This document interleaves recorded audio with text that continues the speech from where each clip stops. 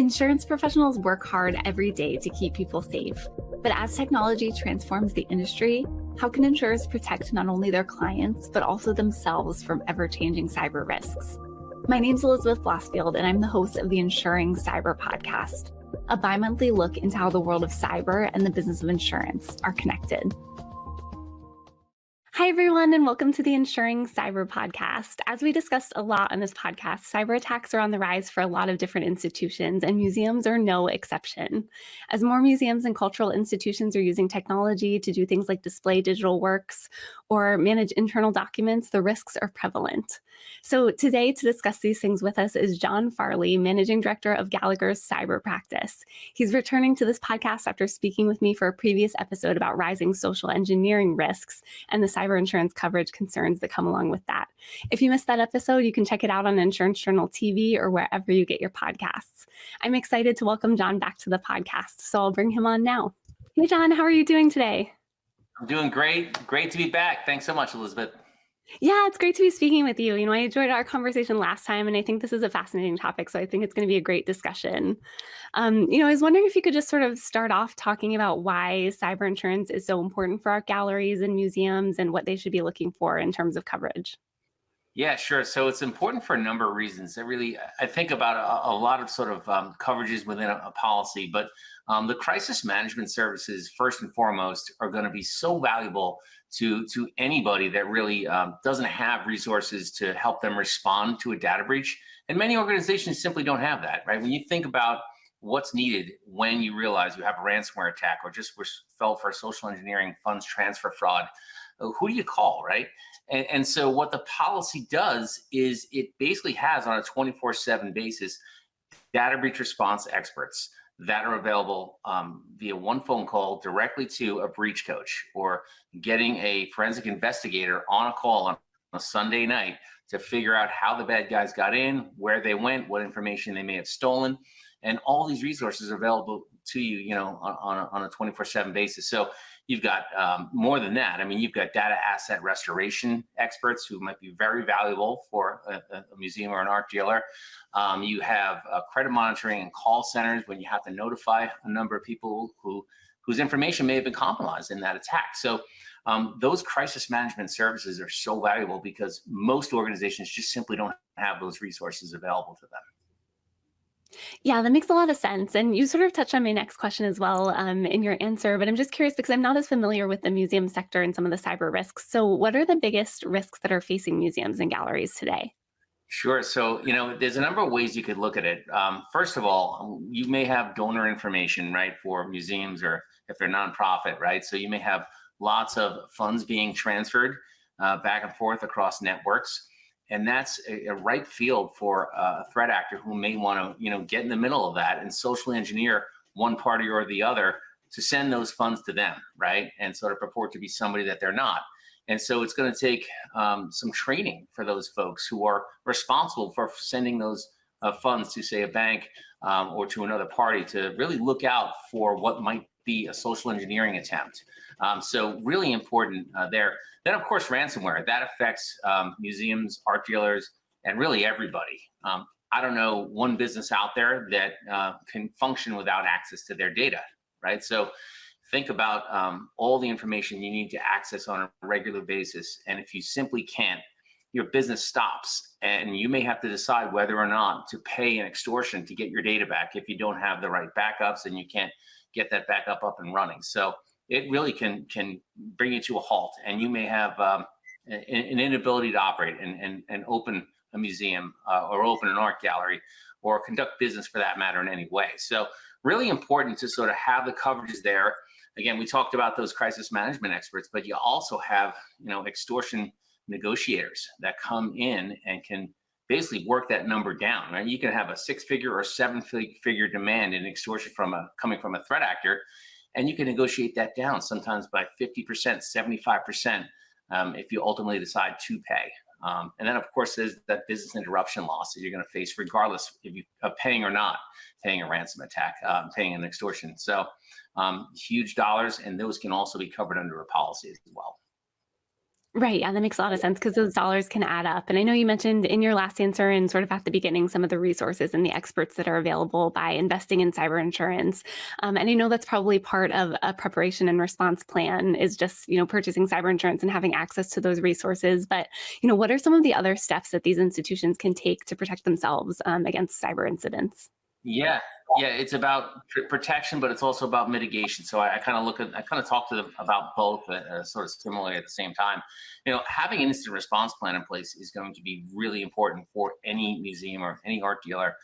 When you have that attack, who are you going to call, and how do you get to a place where you're stopping the attack and you're mitigating both the financial and the reputational harm that's going to occur? And so that's going to involve key stakeholders across the organization. So your legal department, your spokesperson, your operations division, your CFO, your IT department as well. They're all going to have to coordinate together if an attack occurs. And so you'll also work with law enforcement and external parties. So each of those people internally will probably be working with somebody externally. So identifying all of those people before the attack occurs is going to be paramount in mitigating both financial and reputational harm for sure. Yeah, that's so important. And it's becoming even more important because I know there have been reports about increases in cyber incidents against museums and cultural institutions. There was news earlier in January about an attack on the museum software gallery systems. So given this, what are some of the lessons that museums and cultural institutions should be taking away from the recent increase in cyber attacks and, just more awareness about cyber attacks on the industry in general? Yeah, so that attack was indicative of the way hackers are approaching, their targets these days. Specifically, they're going after key suppliers in the supply chain. So you're talking about software providers.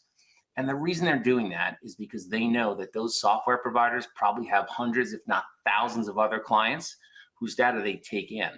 So if they can successfully penetrate that software provider, they are possibly accessing the data of all of their clients. So it's almost like a one-stop shop for a hacker these days, and they know that. So it's very efficient, and they can get lots of data, not just that primary target, but all of the clients of that particular target. So really, it's kind of scary when you think about it, because here you are, a museum, and you're, giving your data to a third party who you believe is going to protect it, and sometimes they can't or aren't able to stop those attacks. It's really out of your control, but the problem still lies with you because it's your data that you took in. So maybe it's your employees' data, maybe it's donor information or client information, people that visited the museum, their credit cards, who knows? It could be anything. And at the end of the day, you are the original data collector, and fingers will be pointed at you, even though it's not your data breach, right? So we've seen class actions happen where, yeah, it was a third party's fault. They didn't protect their data, but you're the one that took the data in. And so that client or that business partner doesn't really care that it was a third party's fault. And sometimes you get sued as well, right? So everybody gets sued in that class action. So the question is, how do you manage that? I mean, that's really, really difficult because you're one of probably thousands of clients of that software provider, right? And do you truly have the leverage to dictate indemnity agreements and additional insured agreements, hold harmless wording in a contract? So it really is a tough problem these days because, again, even if you have the right language in that contract, will they be able to truly indemnify you if you are one of thousands of victims, right? So almost like get in line, right? Will they have enough insurance to cover that loss? Probably not if it's that big. So that's a reality that I think businesses have to face these days, and they got to make sure they have their own insurance and their own means of dealing with a breach, and having experts help them, communicate to the public if in fact it happens. But of course, coordinating, I'm not saying give up on the vendor. You really should have discussions with them if you can prior to a breach, really outlining, roles and responsibilities if in fact this kind of an attack happens, right? Who's going to communicate the breach to the public? Who's working with law enforcement? When are you going to notify your clients, right? So all those questions have to be hashed out for sure. Yeah, that's such important advice. And those are important questions to be asking, taking into consideration that third party vendor risk and, the third party vendors that you work with, making sure that you have open communication with them is so invaluable. We hear it, on this podcast all the time. So that's good advice. And I'm curious, do you expect that with a rise in attacks like this across all sectors, but especially, in the museum sector, do you think that more insurers will offer standalone cyber coverage for museums? Because I know that a lot of insurers have cyber liability as part of their museum insurance policy, but do you think you'll see more standalone cyber in the future? Yeah, I think we will, and part of that is because of the market we're in right now. It's a market where we've got lots of competition, right? It wasn't always that way. We just came through a couple of years of a really difficult market where capacity was shrinking, but it's now 2023, 2024. We're seeing increasing capacity, pretty aggressive competition out there, and there are many companies writing standalone cyber insurance, and they're going to write it for multiple sectors, including museums. And so I think they will, though, ask a lot of questions about your data security controls. How are you preventing these attacks? Do you have MFA? Are you using VPN? Do you have data backups? Patch management practices? It's going to be a pretty involved questionnaire, and they need that comfort level that you're taking steps to protect your data, to prevent attacks, and to mitigate attacks. Do you have that incident response plan? And are you practicing it via tabletop exercises? So these are all questions that you will face as you navigate the cyber insurance marketplace. And so having a broker that's kind of been there, understands what controls the underwriters are going to be asking about, and just helping navigate what really has become pretty complex. I mean, we're seeing wordings changed, and whether it's a exclusionary language, supplements added here or there. It's something that you've got to do all day, every day to truly understand. And so I would just say that if you're going to go into the market for the first time, speak to your broker, understand where your vulnerabilities may be. Sort of change your practices if you have to, add layers of security where you may not have them, and then get in front of the underwriter and just anticipate those questions that are going to be coming in. This way you get better terms, better conditions, better premium rates, things like that. Yeah, that's great advice. And you mentioned, it's especially true for those who are entering the market for the first time. Do you expect to see more museums, and galleries and art dealers purchasing cyber coverage in the future, especially as they rely more and more on technology? Yeah, there's no doubt. I mean, at the end of the day, if you've got data that can be monetized by a threat actor, then you obviously have a need to at least, transfer some of this risk. This is something that can be pretty costly if it happens to you. We know ransomware attacks not only lead to six-figure payouts often, but the business interruption costs are sometimes 5 or 10 times that amount. And so the insurance policy is such a great mechanism to transfer that risk. Bring with it experts that help you, address the situation from the moment it happens. And so I think, every business, anyone that has sensitive data that needs access to their data to operate is going to need it. There's just simply no stopping the threat actors. They're always evolving. Every time we think we have a control in place that we think is going to stop attacks, they figure out a way around it. And this has been described as sort of like a race with no ending, right? You've got to stay ahead. There is no finish line. You just got to keep going and keep adapting and staying on top of the latest ways to keep the bad guys out. Yeah, it's so true. And thinking of it as a race with no end may seem hopeless, but there actually is hope with cyber insurance and with a lot of the protection measures that you've mentioned. So that's great. And I know that you mentioned earlier that underwriters are exercising more scrutiny. We're seeing that across the board in cyber insurance. And, you've given a lot of great advice for businesses and museums to sort of navigate that. But if you had a final piece of advice for any museums or cultural institutions for finding the right cyber insurance coverage to protect them, what questions they should be asking or what they should be thinking about, what would it be? Well, yeah, I think it's understanding first and foremost how the bad guys are getting in, right? If they're getting in, through social engineering, if they're getting in through, 0-day vulnerabilities, figure out how the bad events are happening, and then look inward and figure out how you can shore up your own defenses, and then get into the marketplace and sort of figure out, what kind of limits you think you need, because again, you have to quantify these potential losses as well to come to a decision of how much insurance to buy. So your broker should have some tools at their fingertips to basically help you assess what your true risk is, and if it happens, what's it going to cost, right? So you have to come into it with some information about your own organization, what your own individual risk is, and then navigate the market with your broker, side by side. You can't do this alone. I think it's something that's going to require expertise. And as long as you know the controls that the underwriters are interested in and you put them in place, I think you're going to be in a really good spot. So have that discussion before you get into the marketplace, rather than scramble to put the controls in place and put yourself, back in a more positive standing after sort of fumbling through the application process. That's not really the way you want to do it. You want to sort of take this in a methodical way, in a thoughtful way, and give yourself plenty of time. And that's the same at your renewal. So we know the threat landscape changes. And so several months before your renewal, you should be thinking about, the renewal process and the reapplying for insurance. Are you going to go out to the market? Are you going to stay with your current carrier?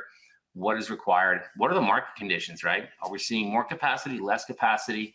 What's the claims trend? What is the claims trends doing to the market? Are they going to drive it to a harder place than it is today? So there's a lot of things evolving, as you go forward through your policy term. But stay close to your broker, stay close to the what we think the underwriting requirements are going to be, and understand what the threat landscape is doing. Yeah, those are important points. Having that collaboration with your broker is so important. Also thinking ahead because, as we know, as you discussed, the cyber criminals are always thinking one step ahead. So that's a great point as well. And this has been a great conversation. I've learned so much, and I think our listeners have too. So thank you so much for taking the time. My pleasure, Elizabeth. Thanks again. I look forward to coming back. My next guest for this episode of the Insuring Cyber Podcast is Tony Dolce, head of cyber at the Hartford. We're discussing how museums can find the right cyber coverage to protect themselves and what a rise in cyber attacks could mean for the industry. So I'll bring him on now. Hi, Tony. It's great to be speaking with you today. How are you doing? Hi, Elizabeth. Thanks for having me. Glad to be here. Yeah, thanks for taking the time. I'm really looking forward to diving into this topic with you. I think it's a fascinating one. But before we get into that, I was just wondering if you could give a brief overview of some of your background in the work that you do at the Hartford. Sure. Well, Elizabeth, I've been in the insurance industry at a few different carriers and for more than 20 years. And in my current role, I manage the professional liability, cyber, and technology errors and omissions underwriting group at the Hartford. So anything having to do with cyber or technology, or professional liability ends up running through this group, and it's an interesting area, and glad to be here to talk about our topic today. Yeah, I'm looking forward to it. I know that you have great background and experience, so I think it'll be a great conversation. And I was wondering if you could just sort of start off giving an overview about why cyber insurance is important for museums and cultural institutions, and some of the benefits that they can see from investing in a policy. Sure. So as the industry saw from some cyber attacks that occurred at the end of last year, beginning of this year, museums and cultural institutions are increasingly becoming the targets of cyber threat actors. So that might be a shock to some that these types of institutions are on the radar of cyber criminals. But they are. They're not exempt from it. And I think that's going to be a theme of our conversation today, that really nothing is out of bounds for cyber criminals trying to extort or monetize their ransomware and things like that really can harm these types of institutions. And another point I think that's significant here is that while the attacks on most businesses really have a monetary component to it, in this area with museums, cultural institutions, things like that, the attacks go beyond just money and can have a real negative impact culturally and significantly on just learning and education and the arts and things like that. So I think that just brings an increased awareness and vigilance that needs to come here, because the ramifications are that much broader than just the monetary piece. Yeah, and that's a really important point, because museums and cultural institutions are such a big part of our society and our culture and sort of learning and moving things forward. So, and you kind of, you touched on ransomware and some of the other risks that museums face, but what are some of the biggest cyber risks that you're seeing for the museum space right now? Sure. So Museums and cultural institutions like that, they face a number of different cyber threats. Like many other businesses, cyber criminals, especially over the last 5 or 6 years, have used ransomware, which is basically malware that locks up an insured system, so they're unable to use their data, their systems to do anything unless they pay an extortion amount, a ransom, to the cyber criminals, and then they usually get a decryption key to get back in there and try to use their data again. So that's one of the main threats to these types of institutions. And really what happens there is not only just like another business, can it deprive them of ways to generate revenue, things like that. Maybe if they're selling online tickets to their to the museum or the different type of institution, or just generate revenue, things like that. It can impact them, but it can also deprive curators and operators of these places of sensitive information that may be very wide-reaching, like lists of donors, records dealing with ownership and authenticity of different works and things like that, shipping and storage data on different pieces, things like that. Something that could really impact or even eliminate years of research. So again, going to our first point about the wide-ranging effects there, preventing the public from viewing online collections, things like that. And then aside from ransomware, there's just the added element of potentially exposing private proprietary information online, like a data breach. So in addition to like a ransomware, just the data breach component of it, where threat actors can expose sensitive data to like personnel records, things like that, to just the general public. So that's another aspect that could basically be a component of a cyber attack. So.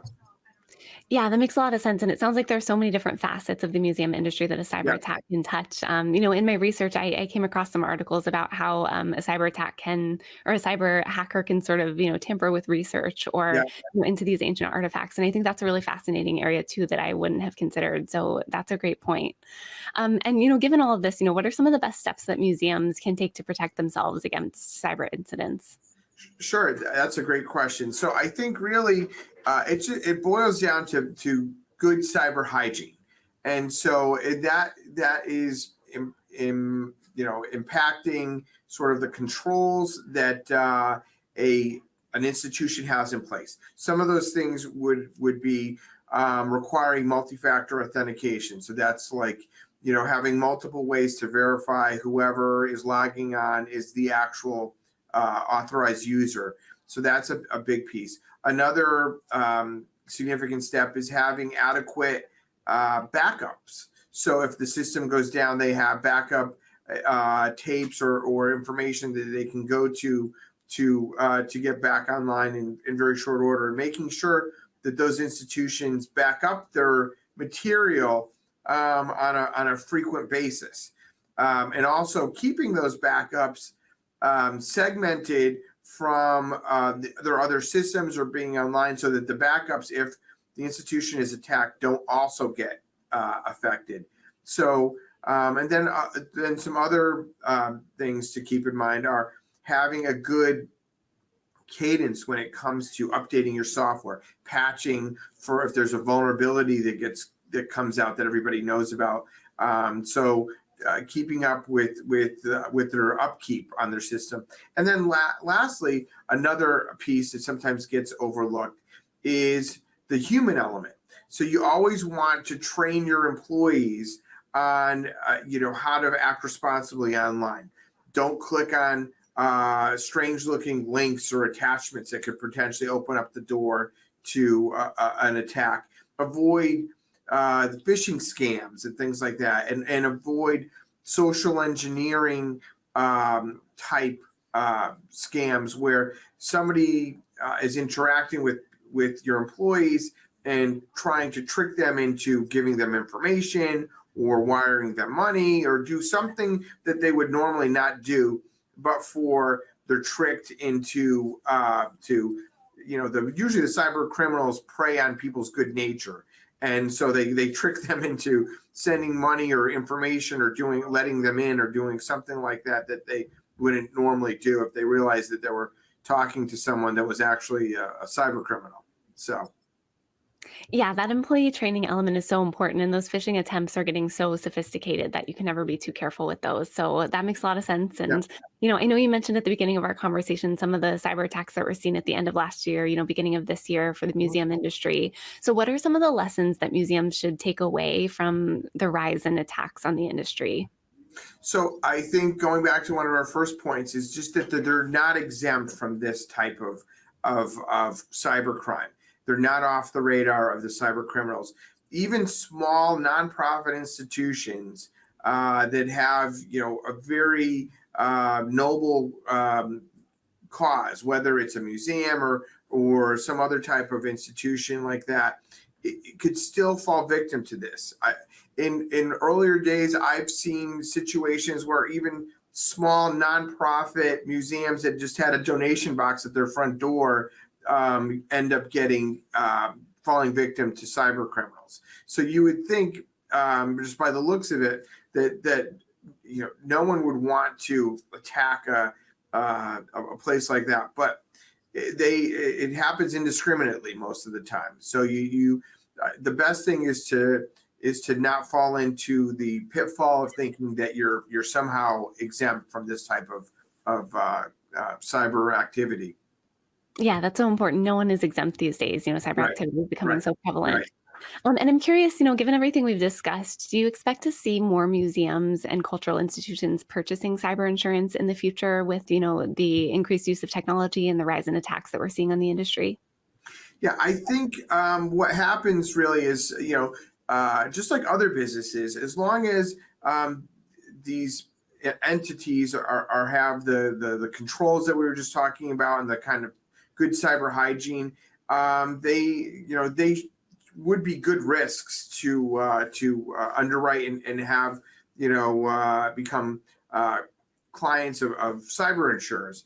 And I think as the world becomes more interconnected, especially with some of these types of institutions where you don't need to actually physically go to the building where the works of art or the exhibits are to enjoy them or experience them or learn from them, because you can see things online and there's just that much more interconnectivity with different things, exhibits to interact with.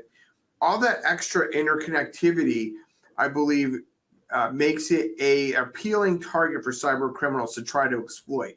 That much more interconnectivity, that much more content that's online, I think is a target that's sort of dangling out there for cyber criminals. And because of that, I think it's important for these types of institutions to make sure they have the good cyber hygiene and also are purchasing cyber coverage from an established cyber carrier. The Hartford obviously being one falling into that category. So it is something that I think more and more risk managers and people that purchase insurance are becoming more attuned to these days. Yeah, absolutely. And we're seeing that in a lot of industries. And obviously, the museum industry is no exception. And you've given a lot of great advice for museums to sort of keep themselves safe throughout this conversation. So I'm wondering, what's your final piece of advice, for museums and cultural institutions to find the right cyber coverage, and also for insurers and working, with their clients to make sure that they're protected?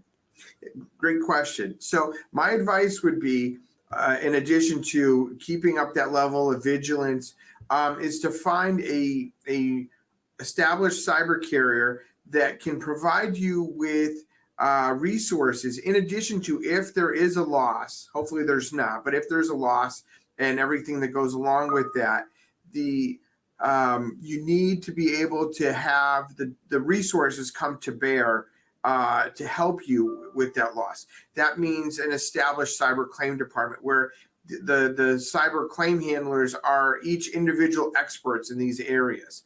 And so they can help guide the cultural institution or the museum through the process of how to get back on their feet, because they're dealing with these types of incidents, unfortunately, day in and day out. So it could be the worst day for this museum, but for the cyber claim handler, it's just another day at the office. So and then also the additional services that an established cyber carrier brings to bear, whether they're pre-loss services like having phishing training or tabletop exercises to game out what it would look like, what the steps you would need to take if you did have a cyber attack.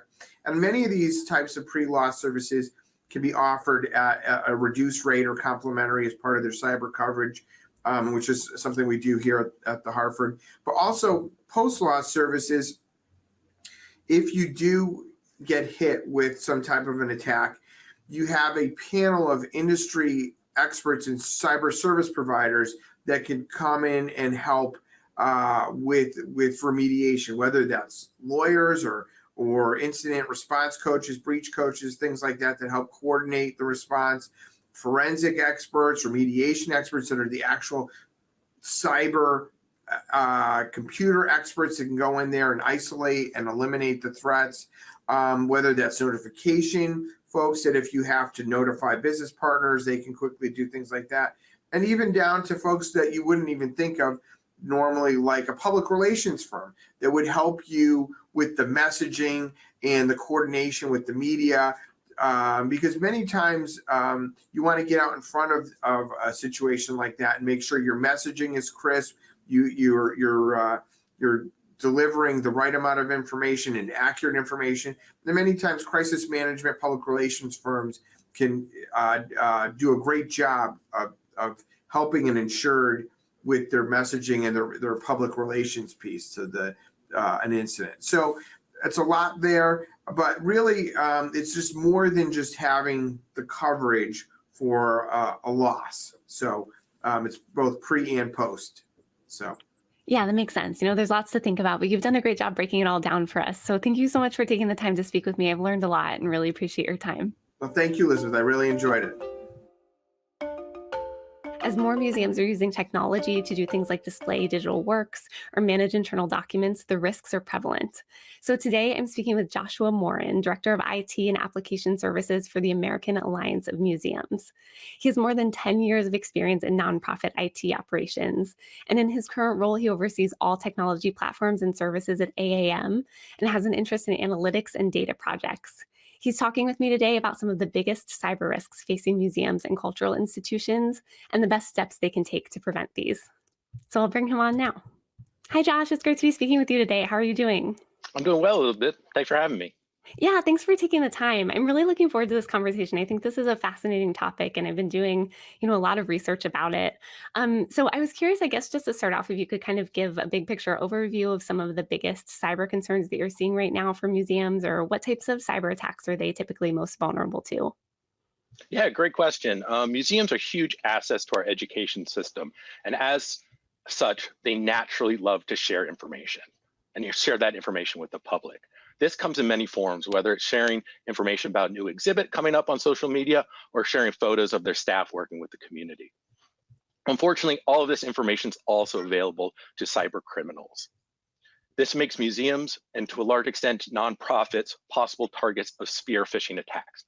Spear phishing attacks are sophisticated phishing attacks using prior research or information to gain trust to appear authentic. So for instance, that would be going on LinkedIn, a museum website, finding out staff names and positions and using that information to make that phishing attack sound more authentic. Yeah, that's really interesting. I'm excited to dive into this a little bit more. And I know, as museums are obviously using more technology in their day-to-day operations, I was curious how you've seen cybersecurity in museums change over the years as technology has evolved and, obviously as cyber attacks have become more frequent. Yeah, cybersecurity in museums has mostly followed the trends of for-profit companies. Social engineering techniques to get a target to reveal information or to provide access for illegitimate reasons has been on the rise. But because museums are educational public assets, they're really trying to connect with their community. And one thing they're doing is they're digitizing their collections and making them online. So this is another vector for attack. All of these systems that are available to the public, they're also available for those cyber criminals. That's why it's hugely important for museums to vet their service providers, to train their staff on the latest cyber attacks, and to put protocols in place in case something does happen. Yeah, that staff training is so important, especially as things are constantly evolving. Keeping up with that and educating your staff is a great step. And I'm also curious, I don't know much about this area, so I'm curious how cybersecurity is typically handled at a museum. Are employees trained to manage it or, spot threats as they arise, or is there usually an in-house IT staff at each museum, or is it outsourced to a third-party provider? How does that all work? Yeah, as I said in the beginning, we cover all our members cover the whole range of museums. We call that from A to Z, from art museums to zoos. So you have every single type. You have huge art museums in the cities to small, all volunteer run historic houses.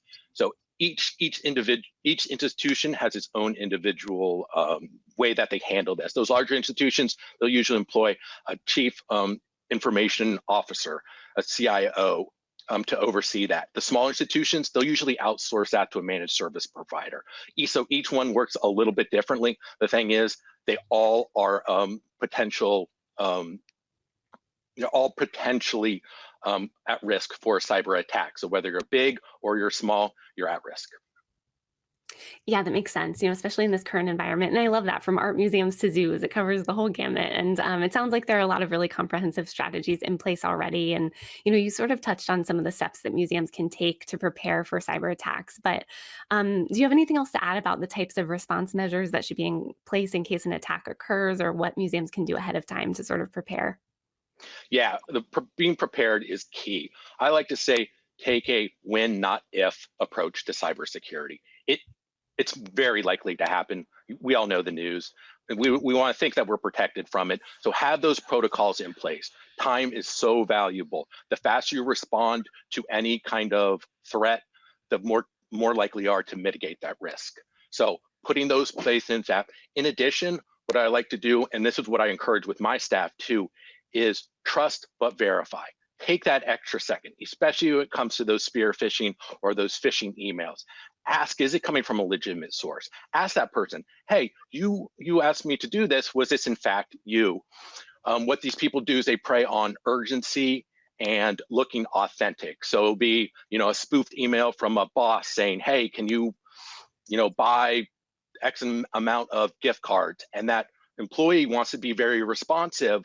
We'll go out there and do that. But if you, from the beginning, train your staff to be able to identify those risks and do the proper steps in order to find out if it's a legitimate or illegitimate request.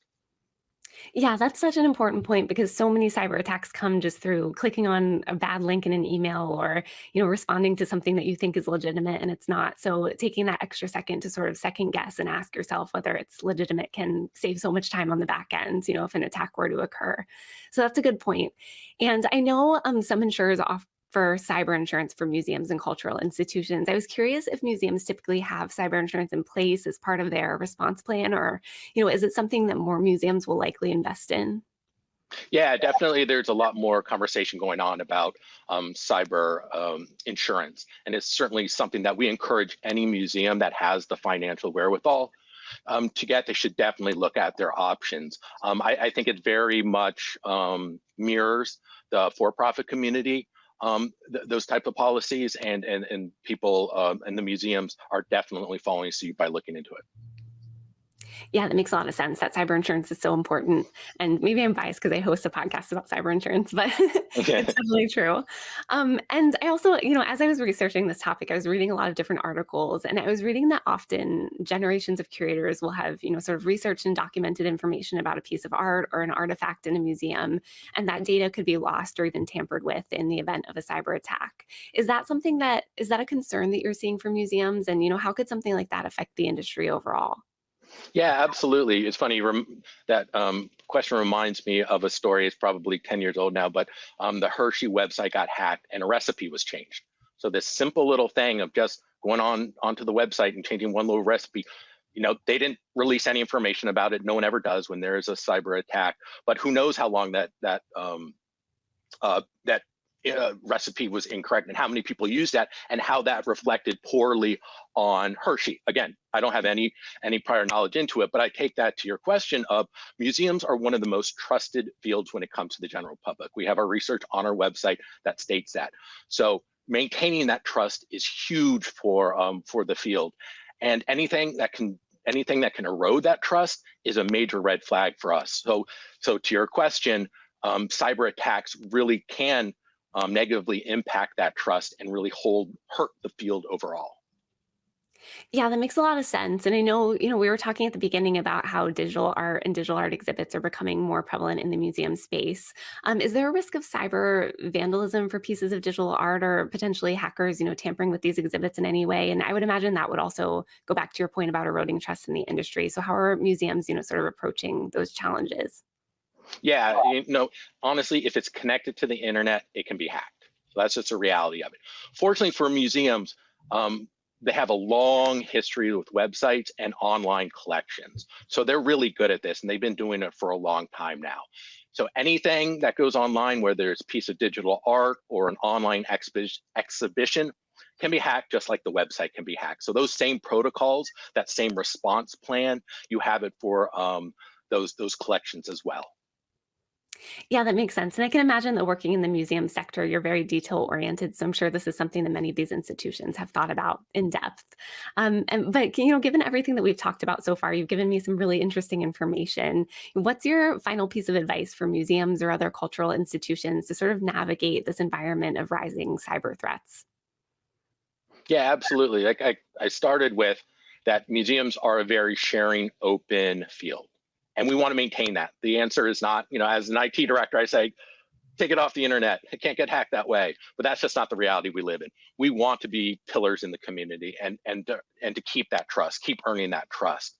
So again, take that win, not if strategy, plan ahead, do all the simple things. I wish I could come up with some, fantastical, Hollywood-esque type plots, but those are simple things. Having strong passwords, backing up your data, regularly updating your computers, all those boring things the IT director tells you to do all the time. Those are the real way. That social engineering, nowadays it's much easier to get through from somebody on the inside than try to break in from the outside. Yeah, that's a really good point. And going back to some of those basics, just keeping passwords updated, make sure you're updating systems and things like that, that's all really important advice. And taking that sort of when, not if approach is so important as well. So I've learned a lot speaking with you. This is such a fascinating area. I'm sure we could talk, all day long about this, but thank you so much for taking some time to speak with me. I appreciate it. Thanks for having me.